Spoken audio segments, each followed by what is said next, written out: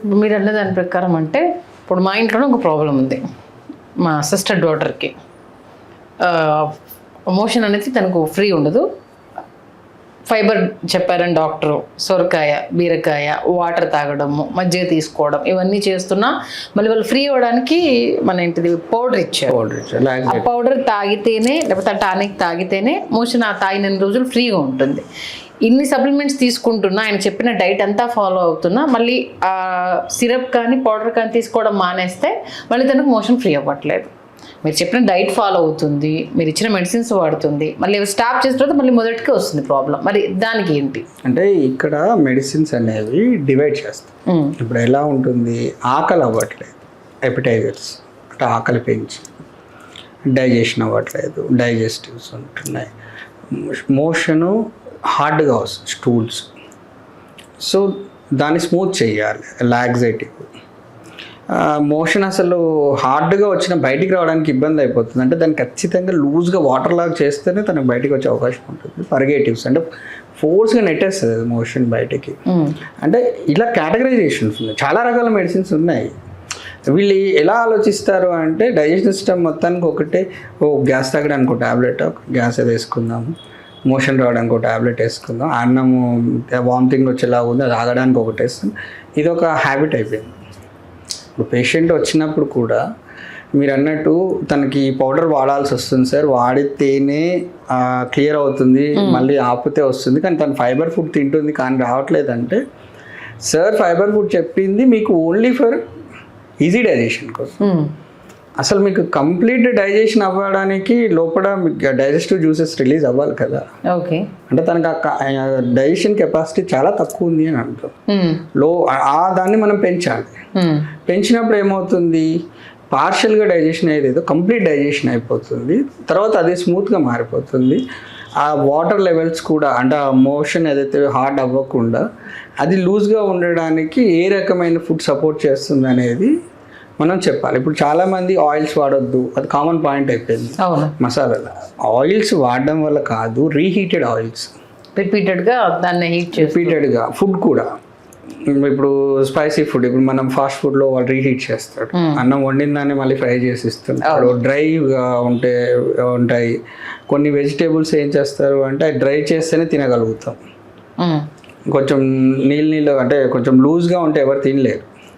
So అలాంటివి repeat చేసినప్పుడు ఇలాంటి కంప్లైంట్స్ వస్తాయి.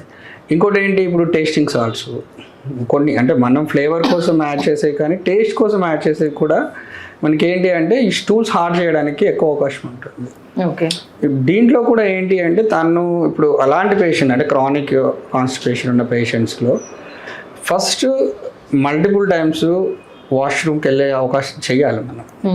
దాని తర్వాత ఫుడ్ హ్యాబిట్స్ చేంజ్ చేస్తూ నార్మల్ మోషన్కి వెళ్ళేలాగా తీసుకొచ్చి క్వాంటిటీ ఆఫ్ మోషన్ కూడా మోస్ట్ ఇంపార్టెంట్. ఓకే, అది కూడా ఎంత క్వాంటిటీ వెళ్తున్నా, నేను 3 పూటలు తిన్నాను సార్, ఒకసారి ఏదో కొద్దిగా వచ్చేసింది, నేను వాష్రూమ్లోకి వెళ్ళి బయటకు వచ్చాను, ఇదే చెప్తుంటారు. కొంతమంది పేషెంట్స్ ఎలా కన్ఫ్యూజ్ చేస్తారంటే ఎర్లీ మార్నింగ్ సార్ మేము లేవగానే వాష్రూమ్కి వెళ్తాం. ఓకే, నువ్వు ఎర్లీ మార్నింగ్ లేవగానే వాష్రూమ్కి వెళ్ళినప్పుడు నీ కడుపు ఎందుకు బ్లోట్ అవుతుంది, ఎందుకు స్మెల్ వస్తుంది, వాష్రూమ్కి వెళ్ళినప్పుడు స్మెల్ ఎందుకు వస్తుంది, మళ్ళీ చాలాసేపు ఒళ్ళు బరువుగా ఎందుకు ఉంటుంది, మీకు ఒకసారి ఫ్రీ మోషన్ అయితే బాడీ చాలా లైట్ అయిపోతుంది. అలా కాకుండా ఇవన్నీ ఉన్నాయి కడుపు నొప్పి లేస్తుందని వస్తారు. ఫస్ట్ చెప్పేది ఏంటంటే సార్ మేము లేవగానే వాష్రూమ్కి వెళ్ళి, క్వాంటిటీ ఆఫ్ మోషన్ స్టూల్స్ కూడా మోస్ట్ ఇంపార్టెంటే కదా. మీరు ఎంత తిన్నారు, ఎంత బయటికి వేస్ట్ వచ్చింది అనేది కూడా ఇంపార్టెంటే. ఇప్పుడు మీకు ఐసీలో యూరిన్ బ్యాగ్ పెడతారు, అవును సార్, బాడీలోకి ఎంత పంపిస్తున్నారు, బయటికి ఎంత వస్తుంది అనేది అనాలిసిస్ చేసుకోవాలి కదా. ఓకే, ఎందుకు అది అనాలిసిస్ మెథడ్ చాలా తక్కువ మంది ఇది ఆలోచించారు, ఎందుకంటే ఆ టైంకి అంత కొంత మోషన్ వచ్చేసింది. దాని వల్లనే ఇలాంటి కాంప్లికేషన్స్ డెవలప్ అవుతాయి. ఓకే, ఏది స్టార్టింగ్లో డైజెషన్ సిస్టంలో వచ్చే జబ్బులు తక్కువ, కంప్లైంట్స్ ఎక్కువ ఉంటాయి. కంప్లైంట్స్ని వీళ్ళు నెగ్లెక్ట్ చేయడం వల్ల అవి డిసీజెస్గా మారి ఒకదాని తర్వాత ఒకటి పెరుగుతూ ఉంటాయి తెలియకుండా.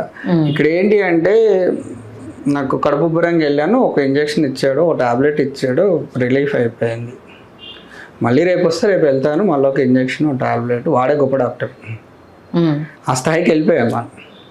ఇక్కడ ప్రాబ్లం ఏంటి అంటే నీకు వచ్చిన దాన్ని నువ్వు ఈరోజు నేను చెప్పాను మీరు లిక్విడ్ డైట్ రాసి ఇచ్చారు సార్, మీరు ఫైబర్ డైట్ రాసి ఇచ్చారు, నాకు 3 రోజులకి ఏం రిజల్ట్ కనిపించలేదు అంటే 3 డేస్లో క్యూర్ అయ్యేదైతే అసలు మీ ట్రీట్మెంట్ అవసరం లేదు. అంతే కదా. ఫీవర్ కూడా డాక్టర్కి మార్నింగ్ టెంపరేచర్ ఉండగానే నైట్ టైం వెళ్ళాం మనం, కంప్లీట్గా సిక్ అయిన తర్వాతే డాక్టర్ని కన్సల్ట్ అవుతాం. అంటే ఇప్పుడు ఓన్ మెడిసిన్స్ ఎక్కువ అయిపోయాయి కదా, జ్వరం రాగానే పారాసిటమాల్ వేసుకుందాము, అలా కూడా తగ్గకపోతే డాక్టర్ దగ్గరికి వెళ్తున్నారు. ఇప్పుడు అలానే ఏమైపోయిందంటే ఈ చాలా మంది చిట్కాలు నాకు రాగానే చెప్తారు, సార్ మీరు గ్యాస్ కేమ్ రాకండి నేను వామ్ వాటర్ తాగుతున్నాను అంటారు. సార్ నువ్వు వామ్ వాటర్ తాగుతున్నావు, సార్ నేను మజ్జిగ బాగా తాగుతున్నాను, మీరు డైజెషన్కి వాడకండి, పెరుగుకి తాగుతారు, అన్నీ చెప్తారు యూట్యూబ్లో. అన్నీ చెప్పినా నీ కాన్స్టిపేషన్ ఎందుకు ఉంది, పైల్స్ ఎందుకు వచ్చాయి అది అడిగితే సమాధానం ఉంటుంది. ఎందుకు అంటే అది సూటబుల్లా కాదా, ఆ డోస్ ఎంత తీసుకుంటున్నారు, అసలు ఒక టాబ్లెట్ తయారు చేయాలి. ఒక టాబ్లెట్ అంటే మీకు త్రిఫలాలో కూడా 60 రకాల త్రిఫలా టాబ్లెట్స్ ఉన్నాయి. ఇట్ డిపెండ్ ఆన్ రేషియో కానీ ఆ ఫ్రూట్ సైజ్ బట్టి ఎంత రేషియోలో కలుపుతున్నాము. ఇక ఆయుర్వేదిక్ డాక్టర్ అనగా ఆయన ఎలాగో త్రిఫల చూర్ణం రాస్తాడు అనేసి వాళ్ళు ఫస్ట్ కన్సల్ట్ అవ్వగానే ఫస్ట్ డైలాగ్ ఒకటే, సార్ మా ఇంట్లో త్రిఫల చూర్ణం ఉంది, మీరు మోషన్స్కి ఏం రాయకండి. అసలు అండి అనాలిసిస్ ఏనియమని కంప్లైంట్ ఏంది, మీరు ఎందుకు వచ్చారు, ఎప్పటి నుంచి ఉంది ఈ ప్రాబ్లము, దీని నుంచి మీకు ఫర్దర్గా ఇంకేమన్నా కాంప్లికేషన్స్ వచ్చే అవకాశం ఉందో నేను చెప్పగలగాలి. మేము త్రిఫల వాడుతున్నాము, లేకపోతే పలానా సిరప్ వాడుతున్నాం మోషన్ ఫ్రీ కోసం అని చెప్పేసి. ఇది మోషన్ ఫ్రీకా, గ్యాస్ ట్రబుల్ రాకుండా ఇది కాదు, దానికి వెనక చాలా అనాలిసిస్ ఉంటుంది. 1 రోజు 2 రోజులు పీచు పదార్థాలు తిన్నంత మాత్రాన, 3 రోజులు జావ తాగినంత మాత్రాన ఏ డైజెషన్ సిస్టమ్ సెట్ అవ్వదు. ఓకే, అది మనం రెస్ట్ ఇచ్చే ఆర్గాన్స్ కావాలి. మీకు కనీసం నీళ్ళన్నా తాగుతారు, ఫాస్టింగ్ ఉంటే ఎంతసేపు ఉండగలుగుతారు? 8 hours, మాక్సిమం 24 hours ఉన్నారు అదృష్టవంతుడు అనుకుందాం. దాని తర్వాత నువ్వు తినాల్సిందే. అది అంటే ఇప్పుడు ఉన్న సిచ్యువేషన్ అయితే 8 hours. దాని తర్వాత మళ్ళీ ఫుడ్లోకి వెళ్ళిన తర్వాత లోపలికి వెళ్ళిన తర్వాత మళ్ళీ నీకు డిస్కంఫర్ట్ ఉంటే నువ్వు మళ్ళీ ఏం చేస్తావు? అలా అని చెప్పి జీవితం అంతా ఫుడ్ మానేసి ఉండలేదు కదా. అవును, ఎక్కడో మనకు సోషల్ మీడియా మధ్య ట్రెండ్ అయింది, ఒక అమ్మాయి ఓన్లీ వాటర్ తీసుకోకుండా 8 years ఏదో ఉండి చనిపోయింది, అది బక్కగా అయిపోయింది. అవన్నీ ఏంటి పిచ్చి పనులు. జ్యూస్ తాగేదంట, జ్యూస్లో కూడా వాటర్ ఉంటుంది కదా, డాక్టర్స్తో వాదించేదంట. అది వాదించడం వల్ల ఏమవుతుంది, తనకే లాస్ జరిగింది కానీ ఎక్కడేం జరగదు, ఏ డాక్టర్కి ఏం జరగదు. మీరు క్వాంటిటీ ఆఫ్ ఫుడ్ ఏంటి అంటే కుకింగ్ ప్రాసెస్లో కూడా చాలా తేడా ఉంటుంది. అంటే మీకు చెప్తాం కొన్ని, అది మీకు నచ్చుతుందా కుదరదా అనేది సెకండరీ. అవును, నేను పప్పు కట్టు తీసుకోండి అమ్మా నైట్ అని చెప్తాను, ఎలా చేసుకోవాలి సార్ అంటే తెలియని వాళ్ళైతే మీరు పప్పును బాయిల్ చేసిన తర్వాత వాటర్ ఒకటే యూజ్ చేసుకోండి, పప్పు పడేసుకోండి అని చెప్తారు. కొంతమందికి కొంచెం పప్పుని 100 grams ఒక 50 grams యూజ్ చేసుకోండి, మిగతా పడేయండి అని చెప్తాం. అలా డిఫరెంట్గా మీరున్న కండిషన్కి చెప్తుంటాం. అందరికి ఒకటేలాగా మీరు ఇలానే చేసేసుకోండి అది చెప్పడానికి కుదరదు కదా. ఒక లైఫ్ స్టైల్ ఉంటుంది, కొంతమంది 3 times తినకపోతే కుదరదు, తినాల్సి వస్తుంది. కొంతమందికి 2 times తినే మీరు ఇందాక చెప్పినట్టు అదే కష్టం చేసేవాడు తినకుండా ఓన్లీ మంచినీళ్ళు తాగుతాను అంటే హార్డ్ వర్క్ చేసేవాడు, బస్తాలు మోసేవాళ్ళు అది అవ్వదు. ఇంకా అతను పుష్టిగా తింటేనే, ఒక రైతు అయినా సరే పుష్టిగా తింటేనే తన పనులు చేసుకోగలరు. ఏసీ కింద పని చేసే వాళ్ళు నీళ్లు తాగినా కూడా కంటిన్యూ అవ్వచ్చు, ఎందుకంటే వాళ్ళు సిస్టమ్ ముందు వర్క్ చేసుకుంటారు, ఒకటే దగ్గర ఉంటారు, మోయాల్సిన అవసరం అది ఉండదు. వాళ్ళకి మెంటల్ స్ట్రెస్ ఉంటుంది, వీళ్ళకు ఫిజికల్ స్ట్రెస్ ఉంటుంది. కాబట్టి రెండింటినీ ఒకే కేటగిరీ కట్టాలంటే అది రాంగ్ అవుతుంది. అందుకే చెప్తున్నాం కదా, ఎదుటి వాళ్ళని చూసి మనం ఫాలో అవ్వాల్సిన అవసరం లేదు. ఎవరి బాడీకి వాళ్ళే. ఒక ఇంట్లో 1 kilo అన్నం వండితే ఒక 100 grams తినే వాళ్ళు ఉన్నారు, ఒకరు 150 grams తిన్నారు, వాళ్ళ ఇష్టం. వాళ్ళ కడుపు నిండిపోయిందంటే వద్దు అంటారు. ఏదో ప్రేమకి ఇంట్లో వాళ్ళు ఇంకొక ముద్ద తినంటే తినగలుగుతారు, కానీ నేను అంత పెట్టుకోలేరు కదా, అది వేరే విషయం.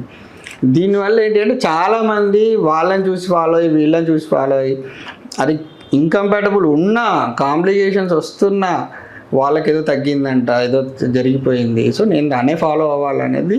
అంటే కొంతమంది ఏంటి అంటే ఈ ట్రెండ్లో ఇలా చేయకపోతే తప్పేమో, అసలు చికెన్ తినడం పెద్ద తప్పేమో, పప్పు తినడం పెద్ద తప్పేమో, ఫలానా కర్రీ తినడం తప్పేమో అనేసి వాళ్ళు ఊహించుకుంటున్నారు. ఓకే, అది మీ కుటుంబ నేపథ్యము, మీరు పెరిగే వాతావరణ పరిస్థితులు కొన్ని ఫాలో కావాల్సి వస్తుంది, తప్పదు. చిన్నప్పటి నుంచి అదే వాతావరణంలో పెరిగిర్రు. నిజంగా పడకపోతే ఎవరు ఫోర్స్ చేయరు మిమ్మల్ని. అంతే కదా. కొంతమంది పాలు తాగితే వామిటింగ్ అవుతుంది, ఎవరు ఫోర్స్ చేస్తారు. నాకు టీ అలవాటు లేదండి అంటే నోరు ఓపెన్ చేసి పోయారు కదా. మీకు పడని వస్తువుని ఎవరైనా అవాయిడ్ చేస్తారు, కానీ మీరు తీసుకునే దాంట్లో ఏ ఫుడ్ ఎంత రేషియో తీసుకుంటే అది మేము ఒక్కసారి చెప్పిన డైట్ కూడా ఒక స్టాండర్డ్గా ఉండదు, మారుస్తుంటాం. హెల్త్ ఇప్పుడు మనం ఒక సమస్యతో వచ్చాము, సమస్యకు సొల్యూషన్ దొరికిన తర్వాత మీరు స్టేబుల్ అయ్యారు, రికవర్ అయ్యారు అనుకున్న తర్వాత డోస్ పెరగవచ్చు, లేదా ఇది మీ బాడీ అబ్జర్వ్ చేస్తుంది దీన్నే కంటిన్యూ చేయవచ్చు అని చెప్పవచ్చు. అంతే, చేంజెస్ ఖచ్చితంగా ఉంటాయి. ఇప్పుడు ఒక 1 వీక్లో ఒక 3 days మీరు బీరకాయ తినండి అమ్మా అన్నాను అనుకోండి, జీవితం అంతా తినమంటే మీరు ఊరుకుంటారా? తినలేం కదా, అది బోర్ వచ్చేస్తుంది. మెయిన్ ఖచ్చితంగా ఏం చేస్తాం, చేంజ్ చెప్తుంటాం. చెప్పకపోతే మళ్ళీ అదో ప్రాబ్లం సార్, సీరియస్లీ. అవును, అదే అంటున్నాను, జీవితాంతం తినండి అని ఇదే చెప్పారు, దీనివల్ల నేను కడుపు మార్చుకున్నాను, నాకు వేరే కంప్లైంట్స్ వచ్చాయని చెప్తుంటారు. చాలా మందిలో ఏంటి అంటే, ఇప్పుడు మీకు ఒక చిన్న ఎగ్జాంపుల్ చెప్తాను. ఇది ఒక ఎనాలిసిస్ మేము నార్త్ నుంచి లారీ డ్రైవర్లు వచ్చేటప్పుడు ఒక పంజాబీ దాబా ఉండేది. వాడు మనం ఫుడ్ ఆర్డర్ చేసినాక లాస్ట్కి ఒక బెల్లం గడ్డ తీసుకొచ్చి పెడతాడు. ఓకే, అది తింటారు వాళ్ళు. అది దీని మీద మా ప్రొఫెసర్ క్వశ్చన్ వేస్తాడు, వాళ్ళు బెల్లం ఎందుకు తింటారో మీరు కనుక్కుంటారా అన్నాడు. Dust allergy? లేదు, దీనికి ఒక ఎనాలిసిస్ ఉంది. సో వాళ్ళకు సిస్టంలో ఏంటి అంటే, ఇప్పుడు ఆ బెల్లం అనేది ఏంటంటే కొన్ని రకాల బ్యాక్టీరియాస్ని చంపేస్తుంది. అదే. ఓకే, సెకండ్ థింగ్ ఏంటి అంటే, వాళ్ళు స్పెసిఫిక్గా బెల్లం తిన్నప్పుడు ఏమవుతుంది అంటే కొంతసేపటికి ఆకలి కూడా కాదంట. ఈ 2 రీజన్స్ ఉన్నాయి. థర్డ్ థింగ్ ఏంటి అంటే, వాళ్ళు అది కల్చరల్గా కూడా కొన్ని ప్రదేశాలలో ఒక అలవాటు, వాళ్ళు పాటిస్తారు సాంప్రదాయంగా. స్వీట్ తినాలి, అన్నం తిన్న వెంటనే స్వీట్ తినాలి. దాని కారణం ఏదైనా వాళ్ళకి కంటిన్యూ ఫ్యామిలీ వచ్చేసరికి. సో నేను డిఫరెంట్గా వేరే వాళ్ళని అడిగినప్పుడు ఒక్కొక్కరు ఒక్కొక్క రీజన్ చెప్తాను. ఓకే, మా కల్చర్లో అయితే ఏదో స్వీట్ తినాలి కాబట్టి మేము ఇది అలవాటు చేసుకున్నాము. కొంతమంది ఏంటంటే ఇది తినకపోతే మేము అక్కడక్కడ వాటర్ తాగుతుంటాం కదా సార్, ఇమీడియట్గా స్టమక్ ఇన్ఫెక్షన్, మోషన్స్ అవ్వడం ఉంటుంది. కొంతమంది వచ్చేసి మీకు ఇది తిన్న తర్వాత మాకు చాలాసేపటికి ఆకలి కాదు, అంటే ఇది ఇక్కడ ఫుడ్ కొంచెం కంపాటబుల్ ఉన్నాయి, ఇది దీంతో మేము బ్యాలెన్స్ చేసుకుంటామని చెప్పిన వాళ్ళు కూడా ఉన్నారు. సో ఇది ఒక రీజన్. అంటే మన కల్చరల్గా కూడా కొన్ని హ్యాబిట్స్ ఉంటాయి. కొన్ని చోట్ల మీరు తినగానే లస్సీ ఇస్తారు. అవును, మరి కొంతమందికి మన దగ్గర అదే తింటే నడుస్తుందా, కష్టం అవుతుంది. కొంతమంది ఏంది ఫుడ్లో ఖచ్చితంగా చారు పెడతారు, వాళ్ళకు అది ఉండాల్సింది అన్నట్టు ఉంటుంది. మరి మన దగ్గర కొంతమంది వాదిస్తుంటారు, చారు తాగితే మోకాలు నొప్పులు వస్తాయి, ఎలా వస్తుంది, చింతపులుసు కడుపులో మంట వస్తుంది అంటే వాయిగా మనకు నోరుంది కదండి ఏదైనా చెప్పుకోవచ్చు. అది దానివల్ల ఏమవుతుందంటే చాలా ఇన్కంపాటబుల్ ఫుడ్స్ మన వాళ్ళు పక్కోళ్ళని చూసి ఇక్కడ మీకు ఏది అలవాటు ఉంది అది తినండి డిషెస్ చెప్తారు. టీవీ పెడితే కొన్ని నెంబర్ ఆఫ్ కొత్త క్రియేట్ చేసి మరి చెప్తున్నారు. ఈ మామూలుగా మన హోటల్ మేనేజ్మెంట్ వాళ్ళు రీసెర్చ్ చేస్తుంటారు, కొత్త ఫుడ్స్ చెప్తుంటారు. మనకు ఒకసారి అది తిన్నప్పుడు కంఫర్టబుల్ లేదు అంటే దాన్ని అవాయిడ్ చేసే ప్రయత్నం చేయండి అంతే. ఓకే, మనం సోషల్గా అందరు తింటున్నారు, వాళ్ళు పలానా వాళ్ళు అలా అయ్యారు ఇలా అయ్యారు, నేను రోజు జావా తాగితే చాలా బాగుంటుంది అంటారు సార్. వాళ్ళు జావా తాగుతారు, అది కొద్దిగా తాగానే కడుపు నిండిపోతుంది, ఒక 4 hours ఆకలేస్తుంది సార్, నాకు మళ్ళీ ఆకలిస్తుందని ఇంకా హెవీగా తింటారు. ఇది ఇక్కడ మిస్టేక్ ఎక్కడ జరుగుతుంది, ఫస్ట్ తిన్న ఫుడ్లో బ్యాలెన్స్ లేకపోవడం వల్ల సెకండ్ ఫుడ్కి హెవీ అయిపోతుంది. దీనివల్ల ఏమవుతుంది, ఇలాగా మల్టిపుల్ కంప్లైంట్స్ వస్తాయి. నిజంగా చెప్పుకుంటూ పోతే ఒక గనిలాగా ఉంది సార్, సీరియస్లీ. ఇంకా డిస్కస్ చేద్దాము, వెళ్తే చాలా మంచి విషయాలు. అంటే ఎక్కడ పైల్స్ అనేది స్టార్ట్ అవుతుంది, ఈ కొన్నిపాటి జాగ్రత్తలు తీసుకుంటే ఫ్యూచర్లో రాకుండా ఉంటుందన్న విషయాన్ని అయితే చాలా చక్కగా తెలియజేశారు. ధన్యవాదాలు డాక్టర్ గారు. హలో, తెలుగు రాజ్యం ఛానల్ చూస్తున్నారా? సామాజిక రాజకీయ జీవన చిత్రణే తెలుగు రాజ్యం. అతిశయోక్తులు అసత్యాలు ఉండవు. రాజకీయ కోణం కాదు, ప్రజా కోణమే కొలబద్ద. తెలుగు రాజ్యం వీక్షణ మీ ఉత్తమ అభిరుచికి నిదర్శనం.